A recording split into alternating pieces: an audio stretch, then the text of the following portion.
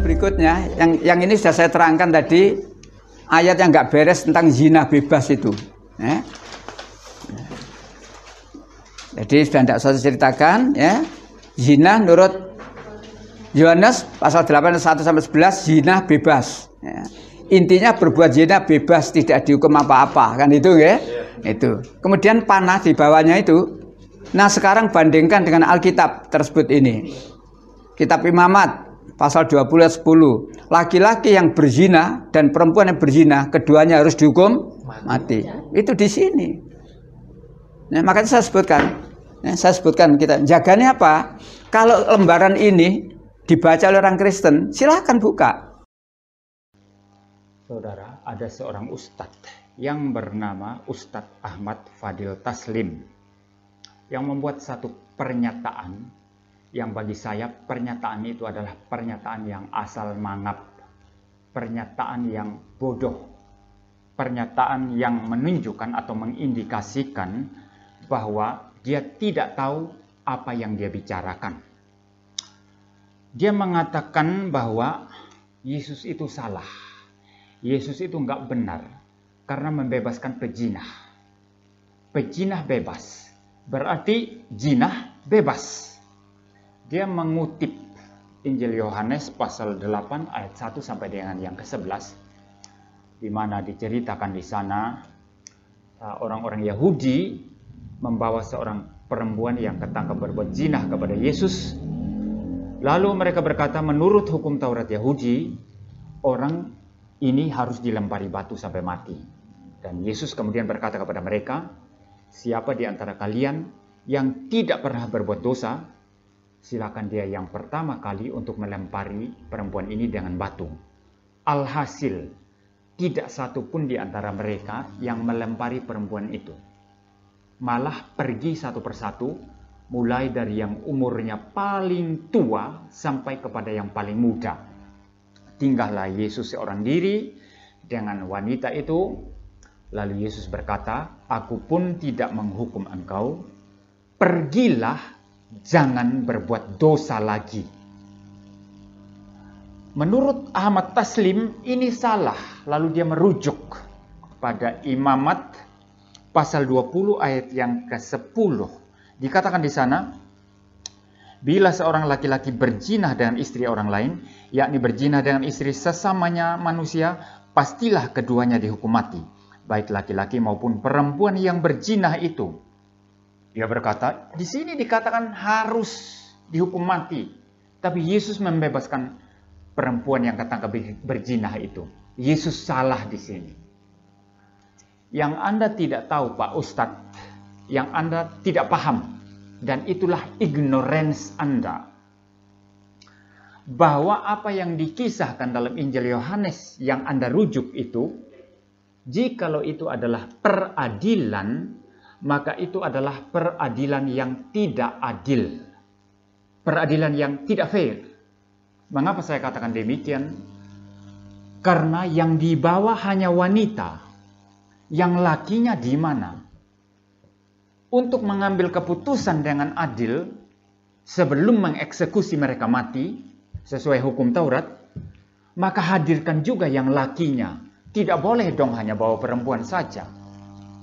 Anda, kalau ini terjadi dalam situasi Anda, katakanlah untuk menegakkan hukum syariah dalam Islam. Lalu ditangkaplah seorang wanita yang dikatakan berzina, dibawa kepada Anda, lalu Anda diminta mengambil keputusan. Anda berani tidak mengambil keputusan, sementara yang laki tidak ada. Loh, apakah perempuan ini berzina dengan dirinya sendiri? Tentu punya pasangan laki-laki, pasangan zina, kan? Jadi Anda berani tidak mengambil keputusan. Kalau Anda mengambil keputusan, cambuk dia berdasarkan hukum syariah, Anda pun salah kan di sini. Nah, inilah konteks Tuhan Yesus waktu itu. Bagaimana mungkin Yesus mengambil keputusan untuk menghukum mati wanita itu, sementara yang laki tidak ada? Ini peradilan yang tidak adil. Ini yang Anda tidak tahu, Pak Ustadz. Mikir Pak Ustadz, ya. Yang kedua, Yesus tahu persis kalau orang-orang Yahudi ini ingin menjebak Yesus. melalui kasus itu. Mereka ingin mempersalahkan Yesus. Nah, Yesus kalau bilang lempari dia dengan batu sampai mati, loh, Yesus bisa dipersalahkan di sana. Waktu itu orang-orang Yahudi dijajah oleh pemerintahan Romawi, dan untuk keputusan-keputusan hukum yang kemudian berujung kepada eksekusi harus diambil oleh pemerintah Romawi. Itu wewenang pemerintah Romawi. Orang Yahudi boleh saja mengadili seseorang sesuai dengan hukum Taurat, tetapi tetap nanti keputusan untuk eksekusi itu haruslah keputusan daripada pemerintahan Romawi. Maka waktu Yesus mau disalib oleh orang Yahudi, dia dibawa ke Pilatus, ya, Pontius Pilatus, pemerintah Romawi. Lalu kemudian mereka teriak-teriak, salibkan Yesus, bebaskan Barabas. Lalu kemudian Pilatus cuci tangan, lepaskan Yesus, disalibkan. Tapi itu melalui persidangan pemerintahan Romawi.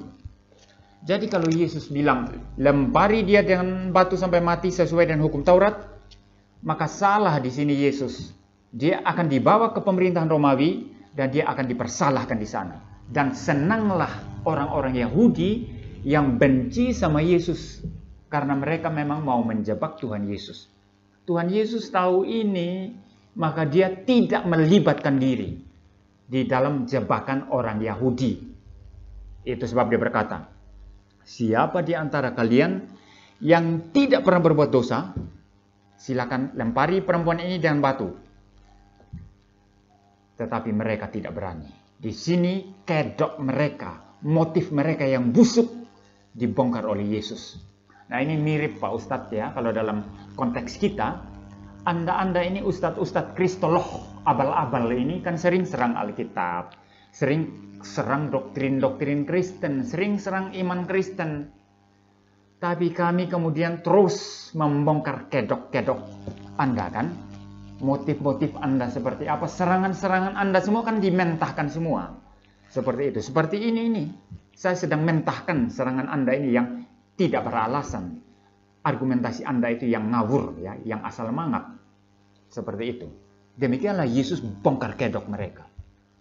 Akhirnya mereka pergi, tidak berani. Yang berikut sekarang, Anda juga harus tahu bahwa misi kedatangan Yesus ke dalam dunia 2000 lebih tahun yang lalu itu bukan untuk menghakimi, tetapi mengerjakan karya keselamatan bagi orang-orang berdosa, karya penebusan. Itu sebab dia harus naik di atas kayu salib dan mati untuk menjadi tebusan bagi orang-orang berdosa. Nah, ini doktrin ini yang Anda tidak percaya kan? Doktrin ini yang Anda selalu serang kan begitu. Tetapi itu spiritnya. Dan karena spirit semacam ini, maka Yesus ketika berhadapan-hadapan dengan wanita yang ketangkap berzina itu dia berkata apa? Aku pun tidak menghukum engkau, pergilah, jangan berbuat dosa lagi. Perhatikan baik-baik, di sini Yesus tidak sedang menyepelekan zina. Di sini Yesus tidak sedang melonggarkan hukum atau perintah bahwa zina itu dosa. Tidak. Yesus justru berkata, pergi, jangan berbuat dosa lagi. Keras. Dan kalau Pak Ustadz baca Alkitab dengan baik, dengan teliti, Pak Ustadz akan menemukan bahwa Yesus sangat keras dengan perzinahan. Saya membaca untuk Anda di dalam Matius pasal yang kelima, ayat yang ke-27. Dikatakan di sana, kamu telah mendengar firman, jangan berzina. Tetapi aku berkata kepadamu, setiap orang yang memandang perempuan serta menginginkannya sudah berzina dengan perempuan, sudah berzina dengan dia di dalam hatinya. Bayangkan, kamu dengar firman jangan berzina, dan yang dimaksud berzina dalam hukum Taurat adalah dua orang laki-laki dan perempuan ketangkap bersetubuh, yang bukan pasangan suami istri ketangkap bersetubuh, mereka berzina, lalu kemudian dilempari batu sampai mati. Yesus berkata, kamu tahu jangan berzina? Tetapi aku berkata kepadamu, seorang laki-laki yang memandang perempuan dan menginginkan perempuan itu dalam hatinya, dia sudah berzinah dengan perempuan itu dalam hatinya. Artinya apa? Engkau saja hatimu tidak beres, sudah zina. Wah, ini keras sekali saudara. Jadi Yesus tidak main-main dengan perzinahan, tidak main-main. Maka kalau Anda melihat ada orang Kristen, KTP-nya Kristen, ngaku Kristen, tapi mainnya ke night club, joget telanjang-telanjang, ya, sukanya kawin cerai, sukanya zina, itu orang Kristen yang menghina kesucian Tuhan Yesus. Orang Kristen yang berdosa, dan gereja tidak bermain-main dengan pendosa semacam itu. Dia akan ditegur keras, tidak boleh ikut perjamuan kudus, kalau tetap melawan dikeluarkan dari gereja. Istilahnya diekskomunikasi. Diekskomunikasi. Kita tidak bermain-main dengan dosa. Tidak ada itu. Bahkan dalam hukum pernikahan Kristen, kita hanya boleh menikah sekali untuk selama-lamanya. Laki-laki atau perempuan hanya boleh menikah lagi jikalau pasangannya itu mati. Atau kalau pasangannya itu ternyata berzina, barulah yang tidak berzina tadi, baik laki-laki maupun perempuan, dia boleh ceraikan dan boleh menikah lagi. Keras kita, Pak Ustadz. Tidak ada itu main-main kita. Nah, bandingkan. Ya, di agama Anda, poligami dibolehkan. Kami tidak. Poligami tidak diizinkan karena poligami itu bagi orang Kristen, ya, itu adalah dosa. Jadi Anda jangan asal mangap, Pak Ustadz, menuduh Kristen macam-macam, ya, menuduh Tuhan Yesus macam-macam, kan begitu. Katanya Yesus mengizinkan zina, maka zina bebas. Salah Anda itu. Yang terakhir sekali yang ingin saya mau ungkapkan di sini, mohon maaf Pak Ustadz, Anda kutip Alkitab Injil Yohanes untuk mempersalahkan Yesus. Saya mau tanya, menurut Anda Alkitab bagian Injil Yohanes yang Anda kutip itu palsu atau asli?